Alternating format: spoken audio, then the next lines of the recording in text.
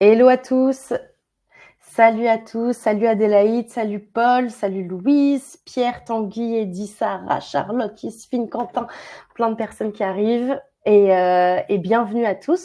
Je suis super contente de faire cette session Ask Me Anything ce matin en compagnie de Morgane d'Avance de Lidix. Et pour ceux qui, moi, me connaissent pas, je suis Héloïse de La Grosse Machine, je suis community builder et j'anime le Playground qui est une communauté dédiée à la prospection B2B où les recruteurs, les sales et les growth viennent échanger sur leur stratégie. Et toutes les semaines, j'organise un live avec un expert qui vient vous débloquer sur vos questions les plus brûlantes et vos enjeux du moment. Et aujourd'hui, je suis en compagnie du coup de Morgane que je laisse se présenter. Mais bonjour à tous et merci pour cette très chouette introduction. Du coup, pour moi embrayer et me présenter, je suis le cofondateur de Lidix, c'est une agence de growth marketing B2B. On est spécialisé dans la prospection. Alors, la particularité, c'est que nous, on n'est pas en France, du coup, on est en Belgique, mais on travaille aussi sur le marché franco-belge. Et pour donner un peu plus de contexte sur moi, c'est ma troisième entreprise. Et en fait, moi, j'ai touché à l'outbound au travers de ma toute première boîte. Et mon premier contact et ma découverte en fait de la prospection, c'était pour aller chercher de la visibilité presse pour ma première boîte. Et j'ai Ouais, trouvé ça carrément. magique. Parce qu'on m'avait dit, ouais, aller chercher de la presse, c'est ultra sportif. Et en fait, j'ai tout essayé par moi-même en me disant, je vais me démerder avec des petits emails et des petites automatisations. Et je me suis rendu compte qu'en fait, il y avait de la magie à faire derrière. Et je crois que ça a été mon pied dedans et je suis plus ou moins plus jamais vraiment ressorti. Trop bien. Eh ben, ça va être hyper intéressant. S'il y a des entrepreneurs d'ailleurs dans la salle, ça fait aussi partie des questions sur lesquelles tu peux peut-être débloquer des personnes qui se lancent. Du coup, pour rappeler un petit peu le format, on est ici sur une session Ask Me Anything. Donc, c'est sans filet. Morgane n'a rien préparé et c'est à vous vraiment de poser toutes les questions que vous avez. Euh, je rappelle juste les sujets de prédilection de Morgane qui sont l'outbound, notamment avec une spécificité sur la création de séquences, les approches en fonction de votre segmentation et de votre cible, le copywriting, donc vraiment toute la partie stratégique de l'outbound, mais également tout ce qui est closing, négociation et vente. Et aussi les do's et les don'ts de la prospection. Donc, si vous commencez, vous avez aussi peut-être besoin de best practice. Ça peut être aussi une des questions. Et enfin, la gestion d'une agence marketing ou en tout cas d'une boîte en tant qu'entrepreneur. Ça peut être aussi des questions que vous pouvez lui poser. Et l'idée, c'est que vous me dites dans le chat, moi j'ai une question, je vous fais monter sur scène. Si vous n'êtes pas à l'aise pour mettre votre caméra ou votre son, vous pouvez aussi poser la question à l'écrit, mais c'est toujours plus sympa que vous montiez sur scène et on y répond et on prend toutes les questions, on essaie de prendre toutes les questions, on a max on a 1 heure pour répondre à un max de questions, donc allez-y, c'est vraiment à votre tour. Est-ce qu'il y en a déjà qui veulent monter sur scène, lever la main dans le chat et qui veut poser une question à Morgane? N'hésitez pas, je ne mords pas. Non, il est très gentil et très généreux. Je pense qu'il ne sera pas avare de conseils. Donc, n'hésitez pas. Est-ce que Tanguy, Esteban, vous avez des questions? Adélaïde, allez, super. Je t'invite à monter sur scène. Tu vas recevoir une petite demande. Hop. Et pour les autres, n'hésitez pas à, dès maintenant, même pendant qu'on est en call avec Adélaïde, de vous faire savoir et faire connaître dans le chat pour que je puisse rythmer la session. Salut Adélaïde. Salut, salut. Salut, salut. En fait, moi, ma question, elle est plus particulièrement sur comment commencer en B2B, parce que du coup, jusqu'ici, on a un produit qui est axé sur les particuliers et on a pas mal de demandes d'entreprises. Donc, on a développé un composteur d'intérieur et du coup, comme la législation oblige aussi les entreprises à le faire, on aimerait bien le proposer aussi aux entreprises. Et pour cela, on aimerait bien aussi ajouter un service. Et du coup, là, on est dans une démarche de prospection, donc on est vraiment au tout début. Et donc, avoir un max de conseils sur comment faire.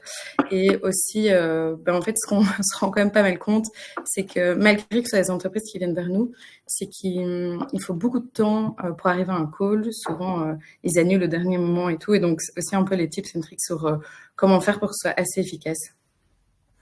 Alors, Top.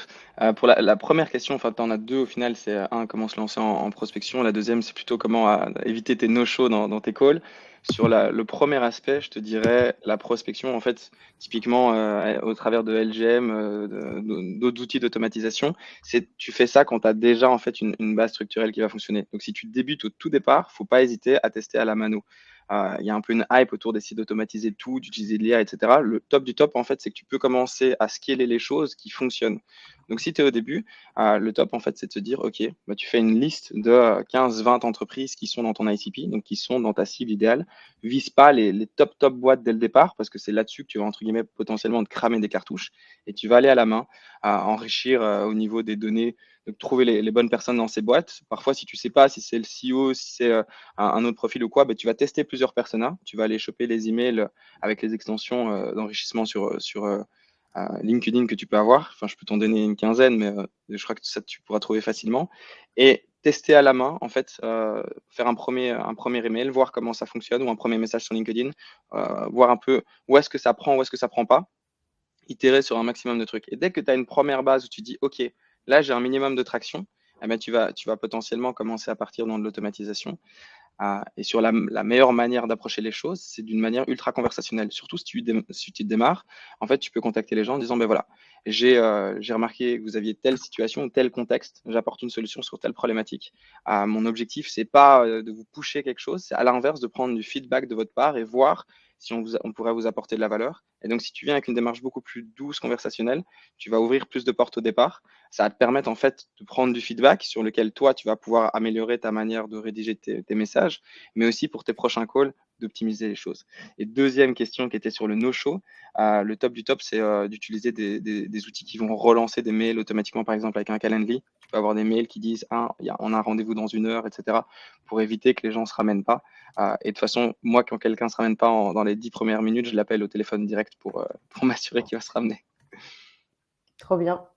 Adélaïde, est-ce que ça répond à ta question? Oui, à fond. La seule chose que je me demandais, c'est justement pour targeter ces personnes sur LinkedIn.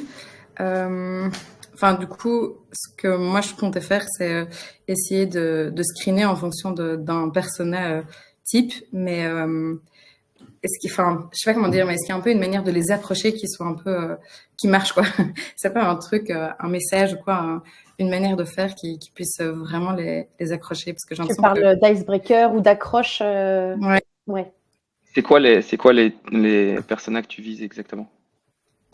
Mais du coup, là, c'est des entreprises qui cherchent à améliorer leur RSE et qui, s'ils ont déjà testé des solutions, sont pas satisfaits de ce qu'ils ont et qui cherchent surtout à avoir une solution la plus simple possible et donc vraiment être un peu un service all-in pour leurs déchets organiques, et des entreprises qui sont de plus de 100 personnes. Le top déjà, c'est de trouver les bons moyens d'identifier ça. Donc, c'est pas toujours facile de savoir exactement qui a une stratégie RSE ou quoi. Donc, soit c'est publiquement mis sur le site web et tu peux les contacter en disant, ben voilà, j'ai vu que vous avez une stratégie RSE en place qui est super intéressante. D'ailleurs, je me posais la question de est-ce que vous avez quelque chose qui concerne telle partie? Et donc, typiquement, la gestion des déchets organiques. La raison de mon contact, c'est qu'on développe tel truc et je serais ravi de voir si ça peut être un potentiel fit avec vos objectifs. Et tu vois, quelque chose qui est plus en mode question ouverte sur le truc. Après, un truc qui est intéressant, si tu te rends compte que tu n'arrives pas à avoir assez de leads avec cette approche-là, c'est de prendre des proxys. Donc, des proxys, c'est de se dire, tiens, quel autre élément je peux aller trouver publiquement qui va me faire dire qu'ils sont engagés au niveau RSE? Ça peut être de la labellisation, ça peut être une typologie d'industrie ou de produits ou de services qu'ils vont faire. Et en fait, tu commences comme ça, en fait, à faire tous tes différents triggers de marché sur lesquels tu vas pouvoir identifier des cibles. Et tu vas petit à petit, en y allant de manière conversationnelle avec des questions ouvertes, tu verras que tu auras des réponses. Et c'est surtout sur les réponses que tu auras que tu vas prendre du feedback sur comment améliorer ton message. Et d'ailleurs, je me permets juste de compléter ce que dit Morgane. Sur le playground, ça pourrait être hyper intéressant que tu partages les copywriting que tu proposes et qu'avec toute la commu, on fait un petit peu un workshop, alors à l'écrit du coup, mais on peut complètement réfléchir sur tes copywriting sur le playground. Je sais que typiquement, il y avait Théo Guillaumin qui avait écrit un petit post en recensant 10 prétextes pour pour prendre contact.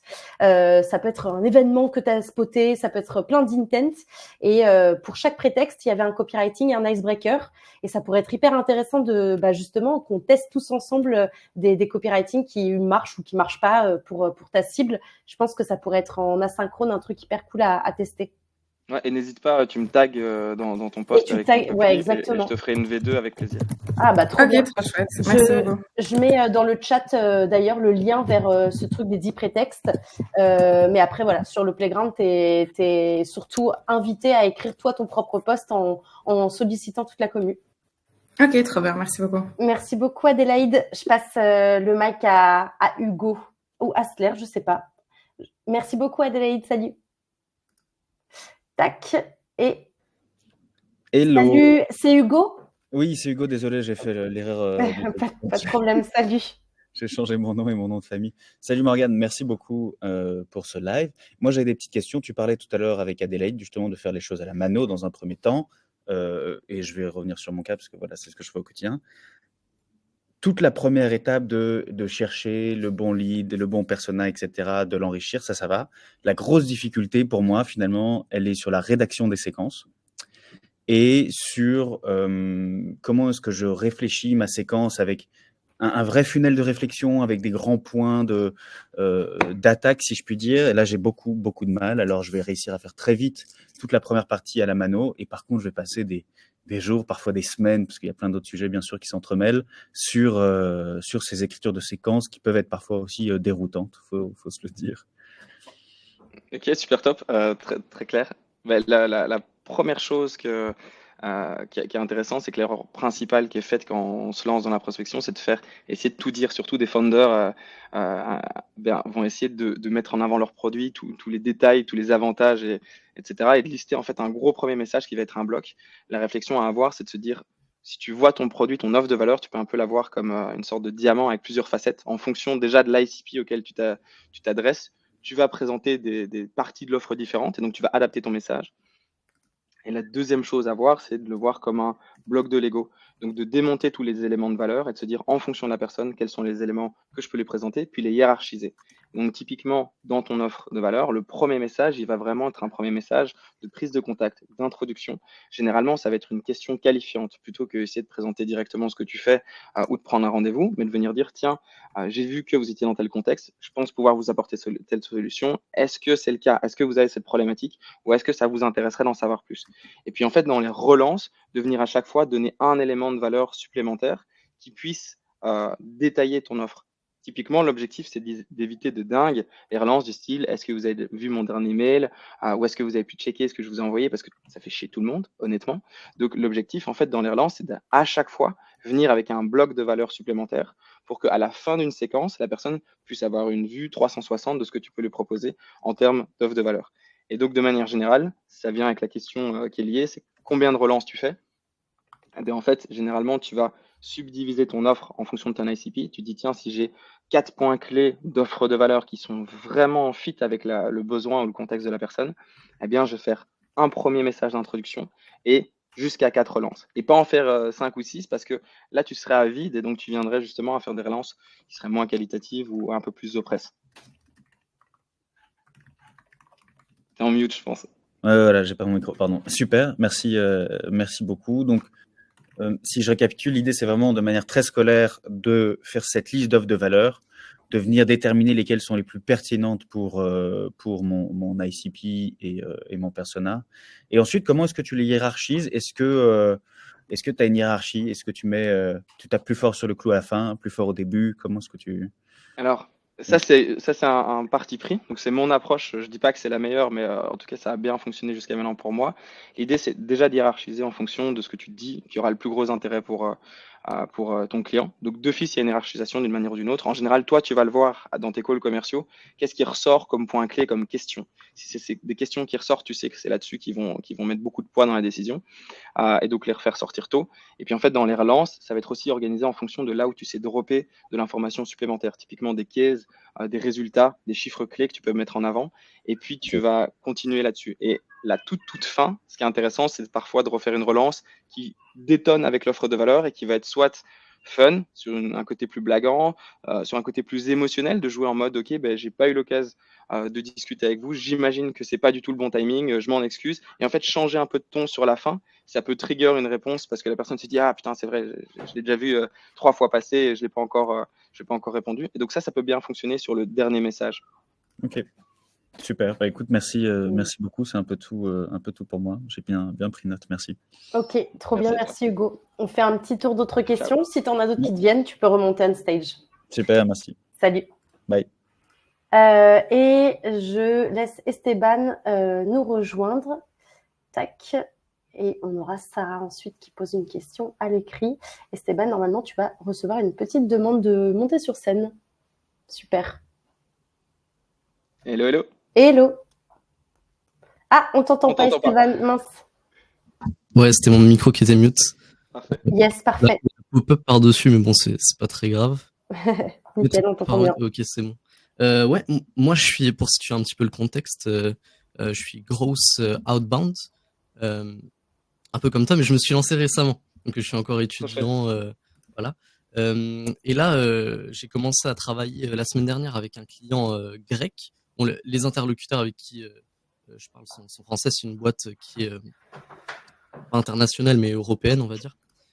Et donc, il y a un sujet qui est assez intéressant, c'est que le copywriting final sera forcément en grec, vu qu'on cible des boîtes grecques. Et donc, forcément, il faut bien communiquer avec les sales pour avoir un copywriting qui soit... que le message final soit bien ce qu'on veut. Et donc, il y a toute une problématique dans tout ce qui est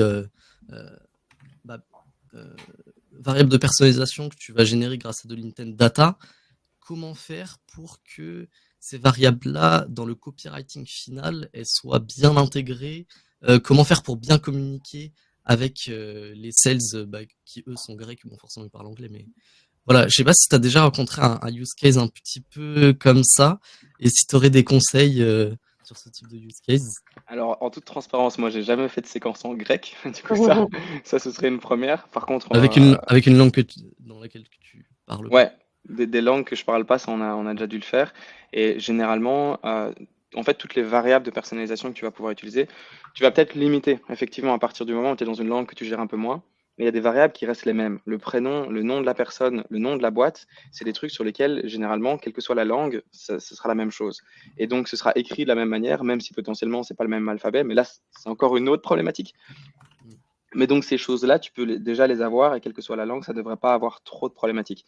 Et le top du top, c'est de en fait rédiger ta séquence dans ta langue, passer par un traducteur pro pour la séquence et mettre tes variables dedans. Nous, on l'a fait dans plusieurs langues que moi je parle pas, typiquement l'allemand, l'espagnol, le néerlandais. Je suis censé parler néerlandais en Belgique, mais je suis pas parfaitement bilingue. Donc c'est toutes des choses qu'on fait. Si la séquence est bien faite, ça fonctionne très bien. Les gens voient pas la différence. Ce que je déconseille, si c'est dans une autre langue et donc dans une autre culture, c'est d'essayer de trop mettre des blagues ou des trucs qui fonctionnaient très bien dans ta langue, parce que ça peut détonner de ouf dans une autre langue.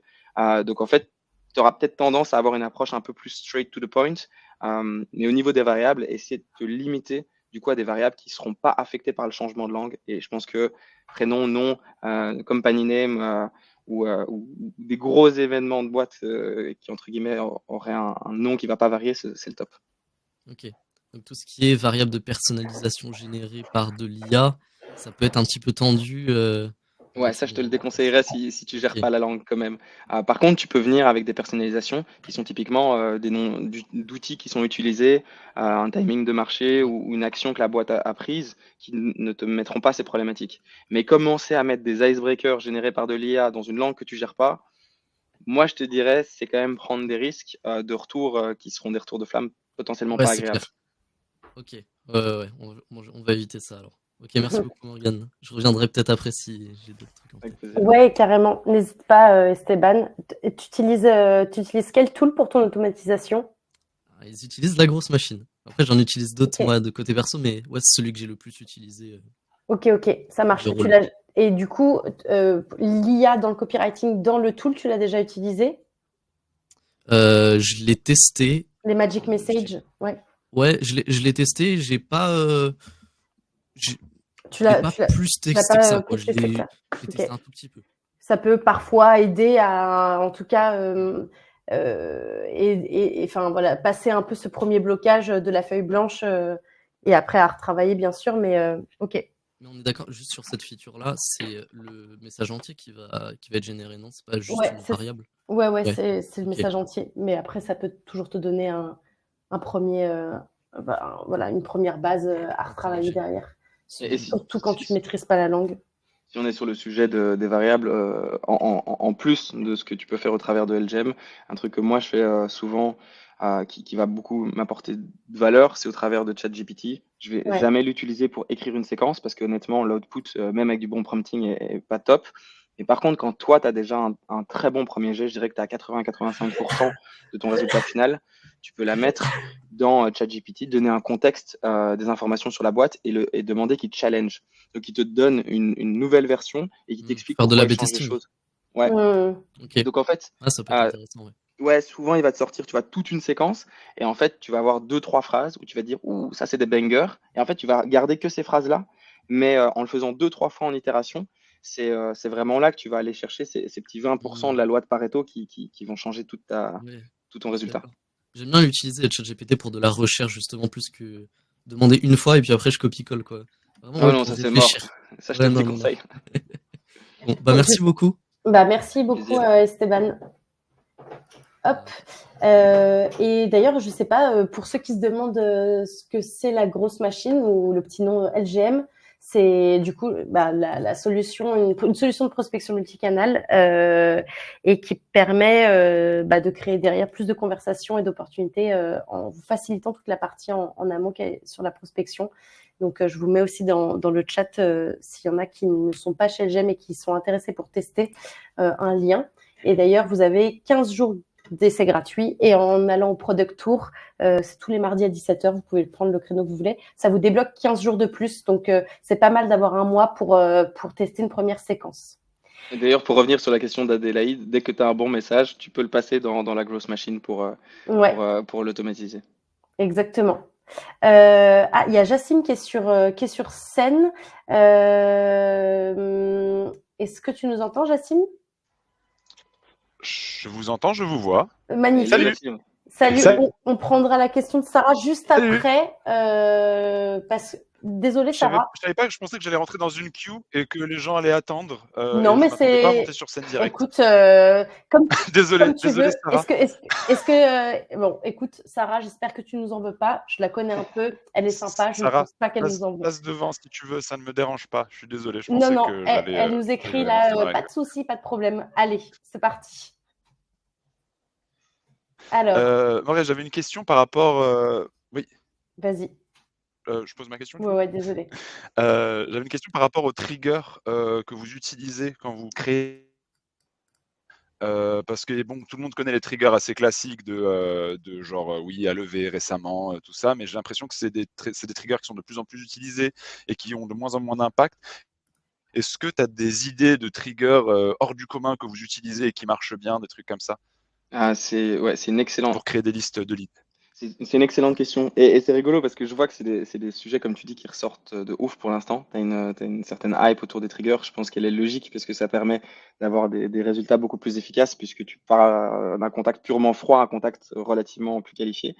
En termes de qualité de trigger, c'est la réponse affreuse, mais ça dépend tellement de la cible. Après, je peux te donner pas mal d'exemples, mais du style, si on va travailler avec des agences qui vont faire du SEO ou du SEA, ben, ça peut être en fait l'automatisation d'aller scraper les résultats sur base de requêtes spécifiques dans un marché et donc voir quelles sont les boîtes qui ressortent haut ou pas, pouvoir les contacter en disant ben voilà, on a vu que vous ressortiez à telle place et ce serait intéressant de voir comment vous pouvez arriver à telle place au-dessus. On accompagne quelqu'un sur tout ce qui est SEA, donc Google Ads, et typiquement, il y a une nouvelle fonctionnalité de Google qui demande d'avoir un nouveau pixel sur le site web.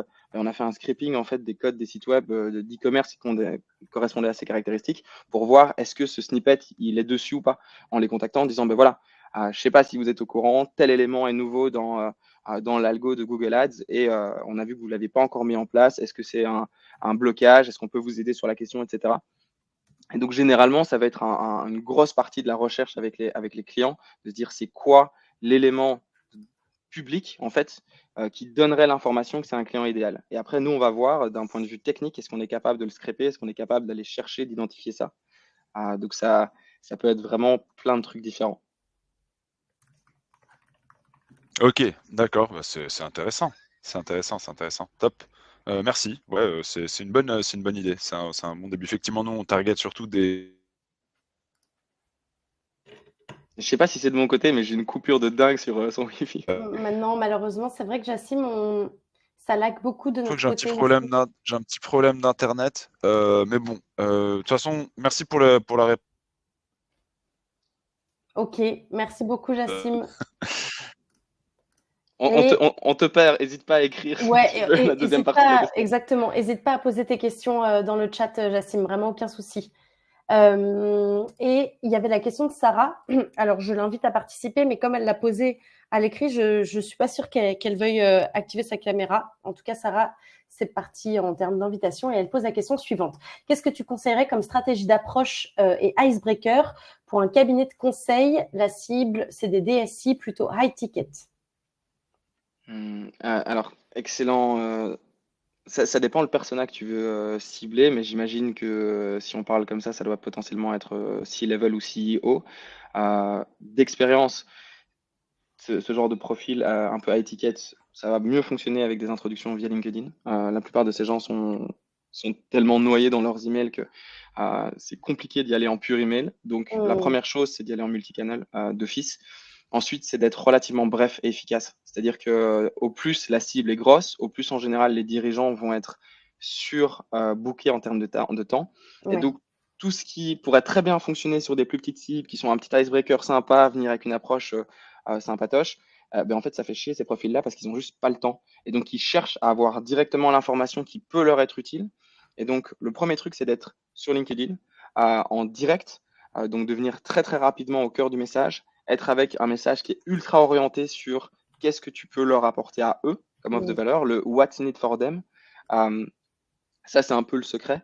Et puis ensuite, relancer en potentiellement jonglant à fond entre le multicanal. Typiquement, si tu envoies un email en disant, ben voilà, suite à mon message sur LinkedIn, ou j'ai essayé de vous contacter sur LinkedIn, ou vous avez dû me voir passer sur LinkedIn, ça peut être un élément qui va faire un read stopper, un scroll stopper dans leurs emails où ils vont se dire, est-ce que je dois faire attention à ça? Et à l'inverse, par message LinkedIn, dire, voilà, je vous ai envoyé un email via telle adresse, est-ce que vous l'avez bien reçu? Je voulais m'assurer qu'ils ne sont pas arrivés en spam. Ça peut être des moyens de relance pour jongler entre les deux éléments. Mais de manière générale, donc c'est moins compliqué à atteindre que ce qu'on pense, les boîtes à étiquettes dans le service.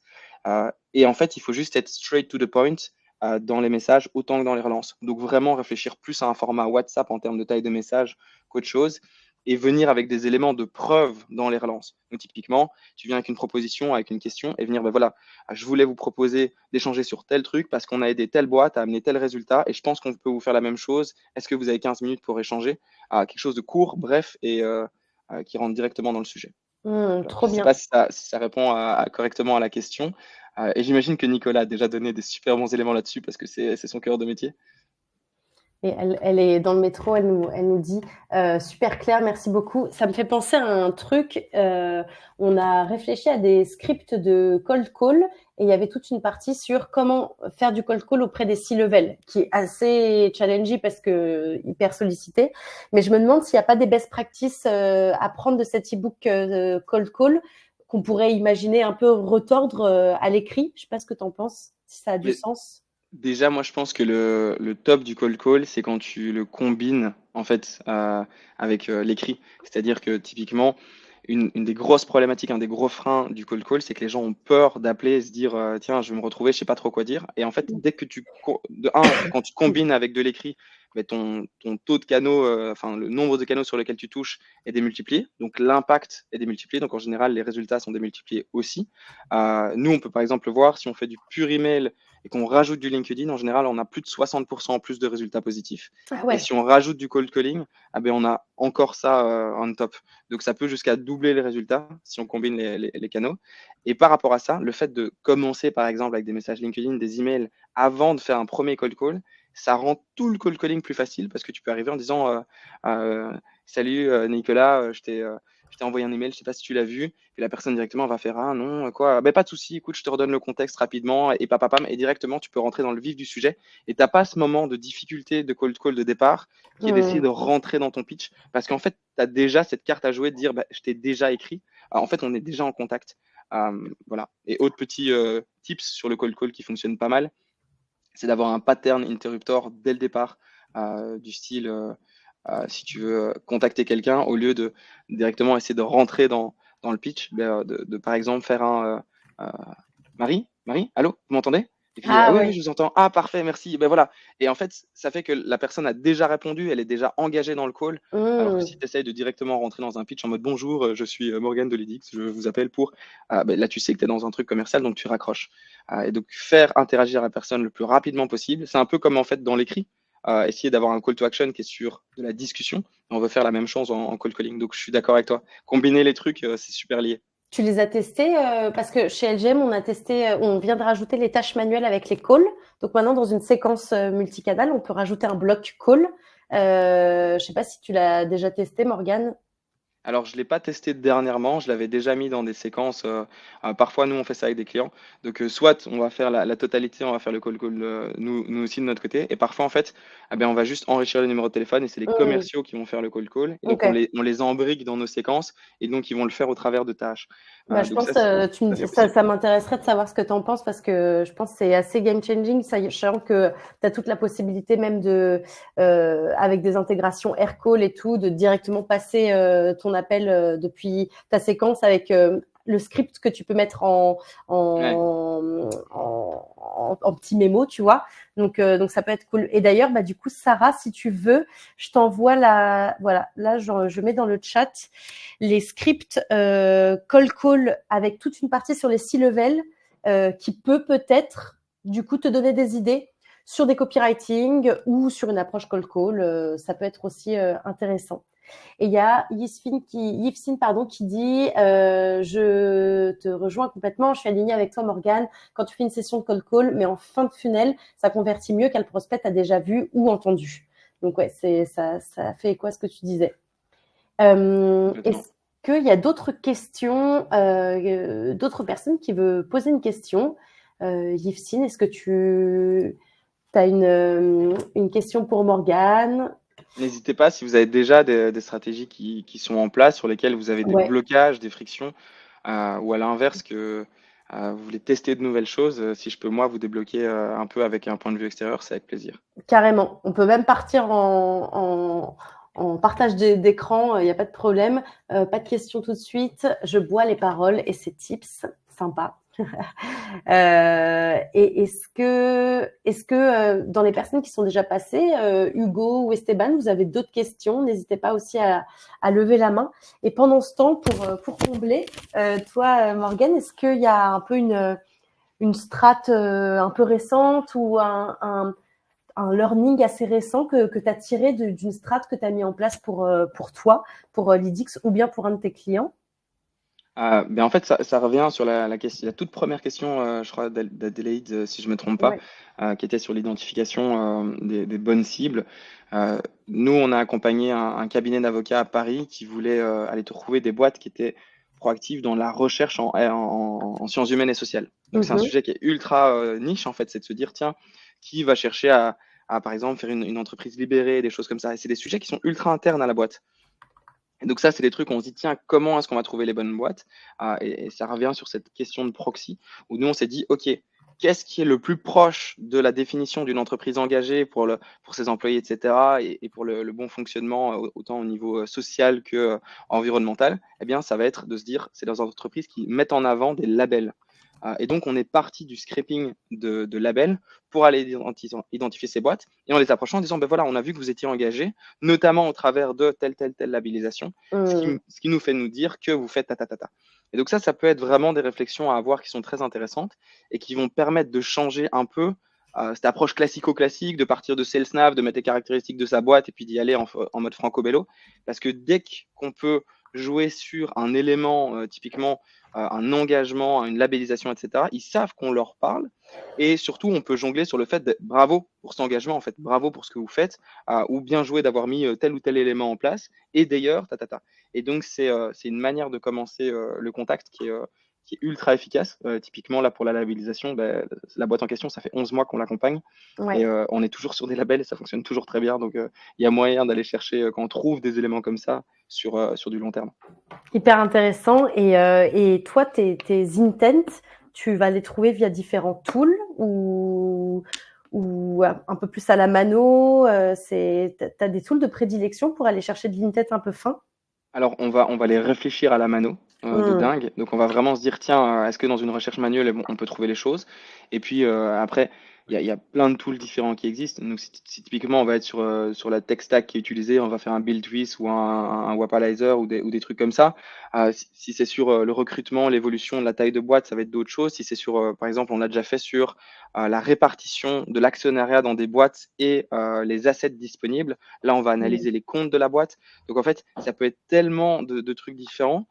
Donc, oui, tous les tools classiques, entre guillemets, on va les utiliser. Mais dès qu'on ne trouve pas dans les tools quelque chose qui fonctionne, généralement, et ça, c'est l'avantage d'avoir une équipe où on a des data scientists chez nous, mais en fait, on va créer un script qui va aller scraper ça automatiquement.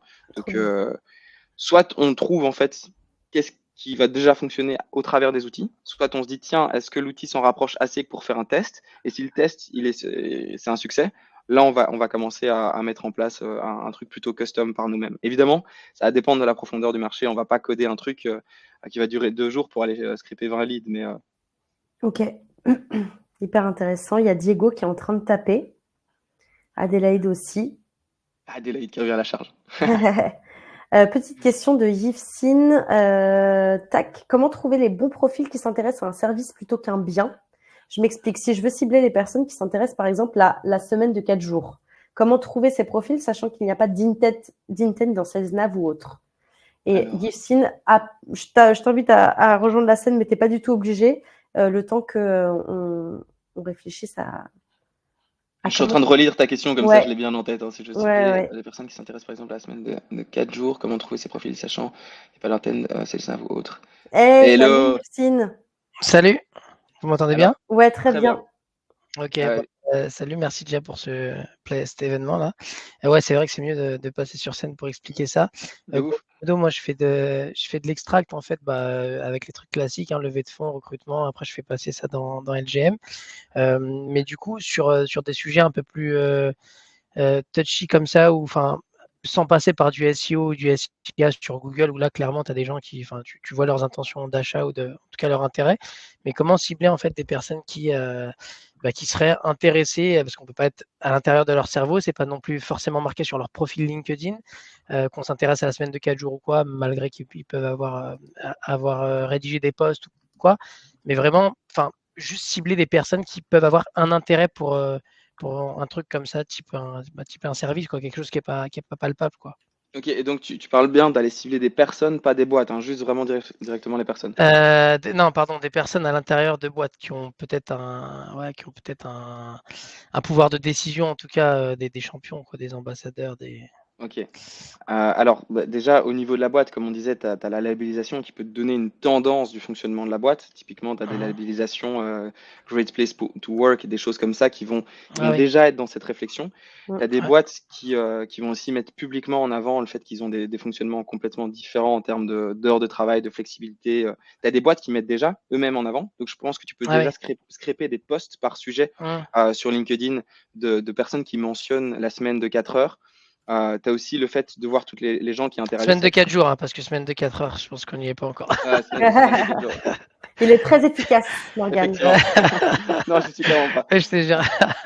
Et après, je crois que tu peux passer par les sujets connexes. Donc, un peu comme tu ferais dans une stratégie un peu SEO, tu vois, où tu prends ton sujet initial, puis tu fais une arborescence. Par exemple, tu veux la semaine de 4 jours. Eh bien, en fait, tu vas par exemple réfléchir, OK, s'il y a un bouquin de Tim Ferriss sur le sujet. Donc, Tim Ferriss, c'est un auteur qui en parle. Les gens qui suivent Tim Ferriss. Et donc, tu vas aller scraper, par exemple, les gens qui suivent Tim Ferriss. Tu vas avoir aussi des trucs qui sont liés à son contenu à lui. Tu as des groupes sur LinkedIn. Tu peux aller scraper les groupes. Et donc, tu vas pouvoir en fait avoir des proxys d'intérêt du sujet par d'autres éléments. Donc, est-ce qu'ils vont suivre Tim, est-ce qu'ils vont être dans des groupes qui sont liés à lui, ou alors tu peux littéralement aller retrouver ses posts à lui qui repartagent ces éléments-là. Ça peut être du scraping intéressant aussi.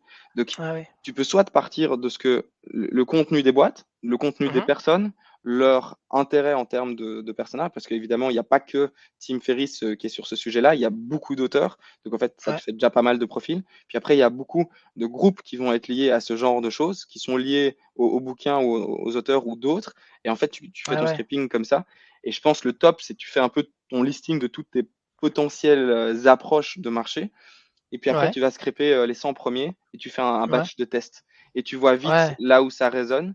Et dès que tu as un truc qui fonctionne, tu mets cartage. Et puis après, tu essayes de scaler en reproduisant ça. Si par exemple, c'était un auteur qui a bien fonctionné quand tu as scrapé les gens qui follow, bien de faire avec d'autres. Évidemment, au plus c'est granulaire, au plus ce sera efficace. Donc typiquement, des personnes qui sont déjà membres d'un groupe sur le sujet ou qui suivent des trucs sur le sujet, ça va être beaucoup plus puissant parce que tu peux les amener en disant, ben voilà, j'ai vu que vous aviez des intérêts pour un tel. Alors, tombe pas dans le vice de leur dire, j'ai vu que vous aviez liké tel truc, parce que ça, c'est blacké dès le départ. Mais le fait de montrer, je sais que vous avez un intérêt, parfois ça peut attirer la curiosité parce que les gens vont se dire, tiens, comment il sait ça? Et peut-être après les amener dans un espèce de lead magnet juste gentiment, quoi. Tu les amènes sur un e-book et puis derrière tu vas aller travailler dans le temps. Ouais, ok. J'avais pas l'idée en fait d'aller contacter les groupes, je l'avais, les posts aussi, mais l'idée d'aller contacter en fait des gens qui suivent quelqu'un qui a pris la parole sur le sujet, forcément ils seront d'accord sur certains de ces points. Donc, et puis tu as des events. Tu as des events aussi sur LinkedIn, ça j'ai oublié de le mentionner. Scraper les events sur les sujets ou même les événements physiques. Souvent, tu as des gros événements physiques. Nous, on fait pas mal de campagnes là-dessus. Où en fait, tu peux avoir la liste des exposants. En général, c'est sur base des logos ou des noms, donc il faut un peu chipoter sur ton enrichissement. Mais là-dessus, on a eu des scores scandaleux en fait en retargetant tous les gens. Typiquement de l'événement. Alors tu peux y aller aussi et essayer de booker un meeting à l'avance en disant ben voilà, j'ai vu que vous allez à tel event, on y sera aussi. Si l'événement est sur le sujet qui est connexe ou lié à ce qui toi t'intéresse, en fait tu as déjà un sujet pour rentrer dans la discussion très très rapidement. Ouais, forcément. En tout cas, merci beaucoup pour les tips. Avec plaisir. Merci à tous les deux. Merci beaucoup. Je laisse ma place. Yes, ça marche. Salut. Salut. Alors, on avait Diego que je vais inviter sur scène. Tac. Hop. Et ensuite, on aura Adélaïde, Jassim et Esteban. Diego, c'est à toi. Et en spoiler, je te donne sa question. En parlant de tool, quel est ton top 5 d'outils de prospection, hormis SalesNav? Oh, ça c'est une question complexe. Je sais pas, je crois que je devrais y réfléchir pour faire un top 5 complet et correct. Mais laisse-moi réfléchir 2 secondes. Qu'est-ce que j'aime vraiment bien? Et d'ailleurs, Diego, si tu montes sur scène, ça pourrait être intéressant de savoir sur quelle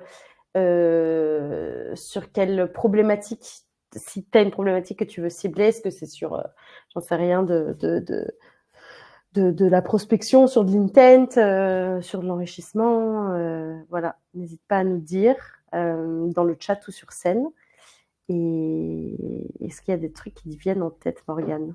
Je suis un peu en train de regarder toutes les subscriptions qu'on a de notre côté. Et on en a tellement que c'est difficile d'en sélectionner des spécifiques.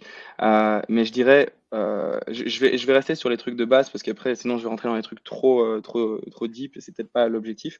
Mais je pense tout ce qui est connexe, parce qu'on réfléchit toujours aux outils en mode, tiens, quel outil va trouver telle data ou telle data. Ça, en général, on va le faire en fonction du cas d'usage. Par exemple, il y a Mantic, si tu veux scraper tous les gens qui recrutent sur toutes les plateformes, c'est génial, mais ça fait pas pour moi un outil qui est l'outil idéal, puisqu'il va répondre à une problématique spécifique. Par contre, ce qui va être connexe peut être ultra utile. Donc, typiquement, avoir déjà un super bon CRM pour faire le suivi de tes leads, le fait d'avoir un Calendly pour en fait optimiser ton processus quand les gens te découvrent. Parce que typiquement, quand tu fais de la prospection, il y a aussi la découverte de ton profil LinkedIn. Salut Diego. Hello. Ah là, c'est bon, je suis arrivé parce que j'étais sur mon tel et ça buguait. Sorry. Pas de soucis. Salut Morgane. Salut. On était à Solvay ensemble, je sais pas si tu te souviens. Je pense yes. qu'on était. Ta tête me dit quelque chose de ouf. Voilà, salut. Trop marrant. Mais ouais, parce que ben, merci beaucoup, hein, parce que c'est super, super pertinent tout ce que tu dis. Je prends plein de notes, c'est génial. Pour le coup, on bosse un peu dans le même domaine. Donc, c'est pour ça que ça m'intéressait de venir un peu voir ce que tu avais de beau à raconter.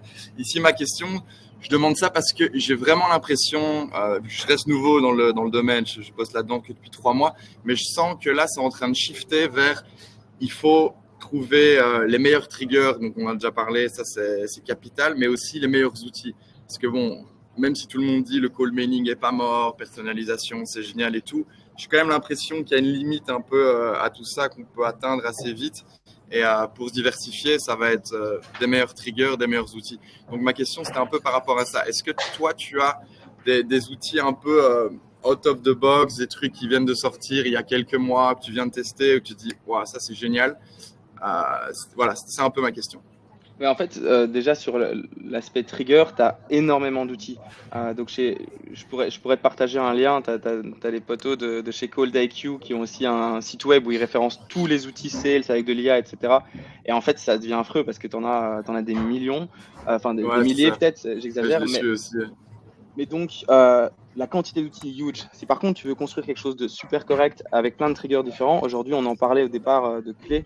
Typiquement, tu as aussi eu un live avec Alexis sur le sujet qui est bien plus doué sur clés que moi, mais qui est génial parce qu'en fait, tu peux directement intégrer au travers de l'outil les différents outils qui vont t'aider sur tes triggers. Donc ça peut faire la différence de ouf. Ensuite, il y a un bon outil d'automatisation. Donc typiquement, utiliser la Growth Machine, utiliser l'Emlist ou utiliser d'autres outils. Si par exemple tu vas être sur du pur LinkedIn, ça s'appelle Wallaxy aussi, tu vas aller prendre les top outils d'automatisation et puis après tu as tes outils de suivi, ton CRM, etc. Là où en prospection les deux gros trucs se font, c'est un sur l'enrichissement et l'autre sur l'identification de tes cibles avant en fait de commencer dans les séquences. Et donc tu as les outils pour trouver tes triggers et tu as les outils pour l'enrichissement. Les triggers, tu vas pouvoir faire des très cool trucs avec clés. Et donc, je te conseille d'aller creuser le sujet. Et tu vas découvrir plein d'outils au travers de clés parce qu'il y a plein de connectiques. Et le deuxième élément, c'est au niveau de l'enrichissement, je te conseille de ne pas aller sur un outil unique, mais de faire ce qu'on appelle du waterfall enrichment. Donc, soit au travers d'un truc comme Better Contact, tu peux aussi le faire notamment dans clés. Mais c'est vraiment cette réflexion de ne pas se reposer sur un seul outil et d'essayer de trouver au travers de plusieurs outils pour avoir la meilleure qualité de data et surtout méga bien checker la qualité de ta data en fin d'enrichissement avec un debounce, un clear out ou des trucs comme ça pour être certain que tes emails soient valides et que tu as quelque chose de très correct. Et donc, si tu as un bon trigger, que tu as bien trouvé les bonnes boîtes et que tu as bien enrichi, que tu as la bonne data et que ton setup technique n'est pas à chier, normalement, c'est compliqué de se foirer. Pour revenir sur ta phrase initiale, sur est-ce que le cold email il est mort ou pas, l'email c'est qu'un canal, comme ton téléphone, comme ton WhatsApp ou comme parler à quelqu'un dans la rue. Si tu commences à gueuler sur quelqu'un dans la rue ou que tu lui parles d'un truc qu'il ne comprend pas, il va te prendre pour un fou, il ne te répondra pas. C'est exactement la même chose. Si tu arrives avec le bon message au bon moment, avec la bonne personne, ça fonctionne. C'est vraiment juste plutôt une question d'équilibre. Non, très clair. Très clair. Parce que là, tu vois, on est en train de bosser avec une boîte dans la biotech, par exemple, et on cherche le meilleur trigger. Eux, ils proposent des essais cliniques. Concrètement, c'est une CRO. Et on cherche le meilleur trigger pour ça. Donc, je ne sais pas si vous avez déjà bossé, par exemple, avec des boîtes dans la biotech et que vous avez découvert un super trigger. Dans la recherche scientifique, on a déjà bossé pour trouver des donateurs. Dans la biotech, spécifiquement pas. Les essais cliniques, c'est pour quel type de boîte qui cherche à démarcher? C'est dans le vaccin. Donc, ils développent des vaccins et ils ont déjà au moins fait un essai clinique en plus de ça. Donc, c'est assez spécifique. Tu as une grosse profondeur de marché ou pas? Parce que je pense pas qu'il y a énormément de boîtes qui vont être des potentiels clients. Non, c'est pas énorme. C'est pas énorme. C'est pour ça que je crains un peu pour cette vision-là. Ce que tu peux réfléchir alors, c'est peut-être plus une approche ABM. Donc, pas essayer d'aller en full automatisation, tu vois, et de se dire, tiens, je vais mettre une séquence nickel. Mais tu peux utiliser l'automatisation au service de ton approche ABM. C'est-à-dire essayer de vraiment... donc, ABM, pour remettre le contexte, Account-Based Marketing, c'est vraiment le fait de choisir un certain nombre d'accounts sur lesquels tu vas faire toute une communication 360 sur eux, autant contenu LinkedIn, publicité potentiellement si tu peux les targeter si c'est des assez grosses boîtes au travers de LinkedIn Ads, les contacter, etc. Et en fait, d'essayer de commencer par le bas de la pyramide. Donc, essayer d'aller toucher des champions d'abord qui vont potentiellement t'aider à remonter. Jouer avec les networks des founders, trouver avec qui ils sont introduits, échanger, dire tiens, maintenant qu'on a échangé, qui est-ce que tu me conseillerais de voir en interne, et de le faire plus lentement, mais de manière plus structurée pour monter. Et en fait, tu vas pouvoir le faire au niveau des outils d'automatisation pour potentiellement pinpoint c'est qui les bonnes personnes à aller chercher. Par exemple, en contactant plus bas en termes de level, de hiérarchie, et dire bonjour, ben voilà, je cherche à joindre telle personne, est-ce que vous pourriez m'indiquer qui est la bonne personne parce que vous avez une grosse structure et je m'y perds un peu. Et tu serais surpris comme les gens en fait te redirigent vers la bonne personne. Parfois, ils te donnent pas directement le contact, mais parfois ils le font. Et dans tous les cas, une fois que tu as le nom, toi, tu sais aller rechercher les infos derrière. Donc ça fonctionne très très bien. Nous, on le fait pour des clients dès qu'on se rend compte que la personne qu'on avait décidé, enfin qu'on croyait qu'elle était le décideur, est pas la bonne ou pas facile à trouver. Eh bien, on va faire comme ça en passant par un level plus bas avant de remonter. Trop bien. Trop Merci bien. beaucoup. Moi, Diego, je te rajoute un outil que je kiffe aussi qui s'appelle Derrick et qui est une petite extension Google Sheet. Je ne sais pas si tu la connais, mais elle est hyper cool pour chercher des profils LinkedIn à partir de juste une liste de noms, prénoms. Et tu peux aussi les enrichir avec un maximum d'infos. Tu as plein d'attributs. Et tu peux aussi du coup enrichir et chercher des emails pro. Donc, c'est pas mal. Et si tu es sur le playground, tu as moins 20% sur tous les plans payants de Derrick. Donc, il y a 200 crédits par mois, je crois, gratos. Mais si tu veux aller plus loin, ça peut être cool aussi. Ça marche. Tu l'as mis là. Ouais, je te l'ai mis, Ah ouais, c'est bon. je te l'ai mis là et voilà. Ouais, dans Google, tu tapes Derrick App, tu vas le trouver direct. C'est ça. Et pour avoir les moins 20%, tu peux aller checker dans le lien que je t'ai envoyé. Et sinon, il y a une intégration clé LGM qui sera cool aussi. Ça, c'est bien. Trop cool. Merci beaucoup. Merci à toi, Diego. Salut. Merci, Diego. Ciao, ciao. Ciao, ciao. Ça a l'air très cool là où il est, Diego. J'ai pas. Ah, ouais, il y avait. Je veux bien que tu nous dises, Diego, où t'es. Ça avait l'air très sympa. C'est la teuf. Ouais, grave. L'Espagne, peut-être. Ah, Cape Town, nice. Trop bien. Et il y a Adélaïde qui avait une question. Tac. Je l'invite à participer. On va un petit peu courir après le temps. On a une question après de Jassim et une dernière question qu'on prendra d'Esteban. On va être rapide. Let's go. Ouais, merci beaucoup. En fait, c'est surtout pour moi, c'est un peu revenir sur la base, en fait, parce que, et approfondir ce que tu avais déjà dit, parce que je trouvais ça pas mal de démarrer, du coup, avec une question. Et je me demandais si, par mail ou plutôt par LinkedIn, tu démarres vraiment par la question ou tu as quand même une petite phrase d'intro, parce que je trouve ça hyper difficile de trouver, vu que c'est pas quelque chose que j'ai l'habitude de faire. Et pareil au téléphone, je trouvais ça pas mal le fait de dire Marie, tu m'entends? Et si tu en avais d'autres un peu en tips à donner. Ouais, alors je vais pas te donner un tips qui va être direct applicable, mais par contre un tips pour que toi tu puisses le trouver très facilement. On a tendance, quand on fait de l'écriture, du copywriting, à réfléchir trop en mode stratégique. Et on oublie que c'est purement un échange humain. Et donc l'objectif, c'est de lancer une discussion telle que tu pourrais le faire en face-to-face. Et donc le top du top, c'est s'imaginer être un événement physique. Et tu as par exemple la personne qui sort de scène, qui a parlé, et tu viens l'aborder. Tu ne la connais pas. Comment est-ce que tu le ferais oralement? Et en fait, c'est le même genre d'approche et de phrase que tu vas utiliser, du style Hello Tartampion, j'ai adoré votre présentation, particulièrement tel point. D'ailleurs, ça m'a fait penser à, et du coup, je voulais vous proposer de. Tu vois, c'est vraiment cette structure de communication verbale que tu vas utiliser dans la vie de tous les jours, que tu vas essayer de retranscrire dans un email. Et en fait, au plus tu t'en écartes, au plus ça va sonner comme de la mauvaise prospection. Donc en fait, parfois, il ne faut pas essayer de réinventer la roue. Tu écris tel que tu parlerais à quelqu'un, toujours de manière polie, etc. Mais donc, généralement, pour répondre à la question, ta question, elle ne vient pas directement dans le début du mail. En général, c'est ton closing, c'est ton CTA. Donc, en termes de structure de cold email, tu vas avoir généralement ton introduction, ton contexte. Généralement, c'est la problématique ou l'hypothèse que tu fais sur la problématique de ton client, ta proposition de valeur ou ta solution potentielle, et puis un call to action. Et donc, ça peut être très bref, mais tu essayes toujours de finir ton call d'email par une question, par quelque chose à laquelle la personne peut facilement répondre. Tu essayes aussi de faire un call to action qui est le plus simple en termes de réflexion mentale pour qu'il n'y ait pas trop d'efforts, que ce soit un oui, un non, et que la personne puisse en fait, sans grosse réflexion, répondre et lancer la discussion. Et à partir de ce moment-là, une fois que c'est lancé, c'est beaucoup plus facile. Top, trop bien. Merci beaucoup. Merci beaucoup. Salut. Hop, et on va prendre la question de Jassim, tac, tac, tac, qu'il avait mis à l'écrit, il me semble. Oui, on a une séquence outbound US qui a bien marché, mais quand on l'a amené en France, on n'a pas vraiment eu les mêmes résultats. Sur une même target, on est tombé à moins de 1% de réponse versus 4% sur les US. Et finalement, la outbound n'est vraiment pas notre première source de lead. Est-ce que tu as des conseils? Alors, je relis parce que je cherchais la question au départ, donc j'ai pas Ouais. tout eu. On a une séquence outbound ES qui a bien marché. Quand on l'a amené en France, on a vraiment pas eu les mêmes. Ah ouais, mais c'est rigolo. Moi, j'ai eu le cas inverse. Donc, on a eu des séquences qui cartonnaient en France. On a essayé de les mettre sur les US et on s'est cassé la tronche. Donc, ouais, je pense que l'approche, elle est ultra différente. C'est-à-dire que je crois qu'il y a un côté poésie mal placée en France où les gens ils aiment bien quand même qu'on ait une approche un peu sympathique qui sort de l'ordinaire et tout. Aux States, j'ai l'impression que parfois c'est beaucoup plus direct et c'est une culture légèrement différente. Et donc, moi, je sais par exemple que mon associé est plus doué pour aller faire des séquences en anglais et moi en français parce qu'on n'a pas du tout la même approche du copywriting.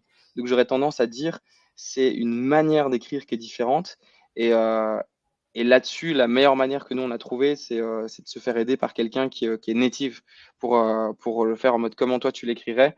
Et, euh, et de manière générale, sur les States, c'est être straight to the point, beaucoup moins long dans les messages. Ils sont aussi beaucoup plus rodés à la prospection.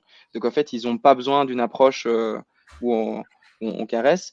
Mais du coup, si toi, tu étais doué aux US et moi en France, je dirais que du coup, c'est la petite surcouche qu'il faut rajouter en fait. C'est la petite carrosserie autour du moteur et donner un peu plus de contexte autour de ton approche, de pourquoi tu viens à la personne. Donc voilà. Je ne sais pas si ça répond à la question, parce que je l'ai un peu pris la question dans l'autre sens. Ouais, il dit en effet la séquence est assez directe. Ouais, et du coup, par contre, ça, effectivement, si tu vises des pays francophones, le côté direct, ça fonctionne beaucoup moins, parce que les gens sont en mode, d'où tu sors, on se connaît pas, pourquoi je devrais te répondre? Hmm.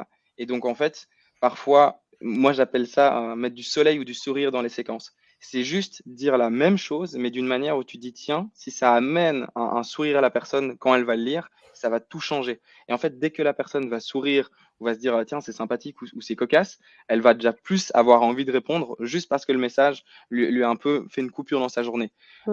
Donc, ne pas hésiter, en fait, par Ouais, à exemple, rajouter un peu d'authenticité et ouais, d'humain et exactement. d'empathie, ouais, de sympathie. Et en fait, je crois qu'à l'inverse de l'approche aux US, où on a toujours tendance à cutter le texte pour essayer d'avoir quelque chose de ultra efficace, parfois ça vaut le coup de rallonger légèrement le texte pour faire une phrase qui sonne plus sympathique, humain, tel que tu le dirais oralement. Au lieu d'essayer de limiter un max les mots, c'est de les rajouter un peu de mots qui, en fait, des adjectifs ou des tournures de phrases qui vont être plus sympas. Elle qui aurait tendance à le faire oralement, je pense que ça va faire la grosse diff. Ouais, moi, c'est une des bonnes pratiques que j'exerce moi-même où je fais toujours une première version vraiment comme je l'aurais dit à l'oral. Et j'essaye de pas trop modifier mon premier jet, surtout pour des prises de contact à froid. Et si au passage à la réécriture, je perds un peu cette authenticité, mais même arriver de faire un vocal pour que ça sorte vraiment hyper authentique et de le retranscrire pour vraiment garder cette patte-là. C'est une excellente approche, j'adore voilà. ça. Et puis relire ta séquence oralement, je trouve que c'est aussi très très efficace. Devoir la relire à quelqu'un et dire tu te mets en face de quelqu'un et tu dis je vais pas te faire lire ma séquence, je vais te la lire. Et c'est toi trop directement, bizarre. Ah ouais, tu vois ouais. les trucs et tu dis ouais, ça c'est chelou, pourquoi j'ai écrit ça? Complètement. Donc ça fonctionne bien aussi. Ouais. Super. Et on va prendre la dernière question. En fait, il y en a deux. On a 2 petites minutes de Esteban.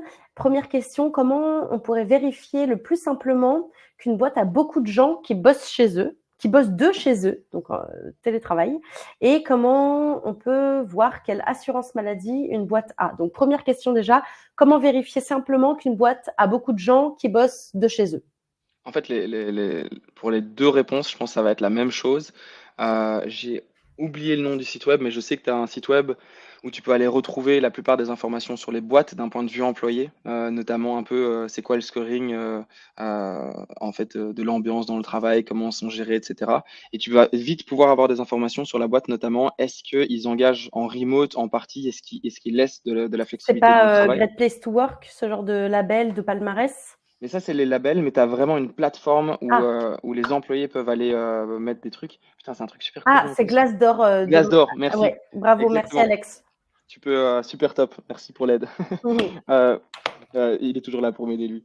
Glassdoor, c'est une plateforme qui va être géniale pour ça parce que tu vas pouvoir trouver les boîtes en fonction des caractéristiques que les gens partagent. Et donc, dessus, tu vas pouvoir voir, tiens, est-ce qu'ils engagent avec de la flexibilité? Est-ce qu'ils permettent le télétravail? Tu peux aussi le faire au travers des offres d'emploi, hein, voir il y a de la flexibilité dans les offres d'emploi. Ça, c'est pour l'aspect flexible. Et puis après, l'aspect assurance, là, c'est vraiment sur Glassdoor. C'est aller scraper les commentaires et voir qu'est-ce qui est mis en avant. Et typiquement, si c'est des assurances qui sortent un peu de l'ordinaire, ben, tu auras sûrement des commentaires de personnes qui bossent dans ces boîtes et qui vont dire, ah, ben, un des avantages de travailler ici, c'est qu'on a un tel, un tel, un tel. Et tu risques très certainement d'avoir les noms des assurances qui sont cités. Trop bien. Il y a Gauthier qui rajoute aussi d'aller voir tout simplement les job offers, si ça parle de remote. Ouais, c'est ça. Welcome to Deuxième the élément, les job jungle. offers, Ouais, clairement. Très clairement. totalement. Trop Après, bien. pour l'assurance, je sais pas si ça pourrait être mis dans les job offers. Les deux sont des très bonnes pistes. Typiquement, les startups qui passent par le super plan Alan, Mutuel Alan Blue, De ouf. plus haut. Et ça, ils le mettent en avant dans les perks et c'est quelque chose qui peut remonter. Voilà. Bah, tu vois, Ouais, Gauthier, il on était sur parle. la balle, Gauthier. Voilà, exactement. Les grands esprits se rencontrent. Donc, ça peut être un bon endroit pour avoir ces insights. Trop bien. Les amis, il est 13h. Je vois que ça s'échauffe dans le chat. Esteban, top, merci beaucoup. J'espère que ça vous a plu, que vous avez pu être débloqués sur vos différentes problématiques. Le replay, je vais le mettre en ligne dans la journée ou demain max. Je m'y engage sur le Playground. Donc, n'hésitez pas à aller regarder. Et surtout, on poursuit le débat et les questions-réponses sur le Playground. Morgane fait partie des top members et il sera toujours, je parle sous ton contrôle, à dispo pour vous répondre. Donc, n'hésitez pas. Yes, n'hésitez surtout pas à m'envoyer un message sur le Playground ou à mettre une discussion, à me taguer dedans. Si je peux aider sur des trucs où vous n'avez pas envie de mettre en avant en public, Oui, ben, on c'est peut se faire avec ça par plaisir. MP Donc, aussi. Ouais. n'hésitez jamais, même envoyer un message sur LinkedIn. Je suis facilement accessible. Et si je peux vous apporter de la valeur, ce sera avec grand plaisir. Trop Merci bien. beaucoup. Merci à tous. Un grand merci Morgane. C'était trop chouette. Tu vois, tu as mis du sourire dans la session toi aussi. Et c'était vraiment, je pense, hyper riche en valeur. Donc voilà. Diego, bien joué à l'IDIX. On ira se boire une bière quand je reviens à Bruxelles. Chouette Yes, ou session. invite-nous à Cape Town. Hein, à Cape Town, c'est mieux encore. Mais grave. Trop bien. Bon, bah, merci. Bon appétit à tous. Et puis, ben, à très vite pour une prochaine session, la semaine prochaine, toujours aussi sur le Playground. Il y a tout l'agenda. Et à très bientôt. Merci à tous pour votre engouement dans le chat. Super top, merci. Salut. Ciao. Bye. Salut.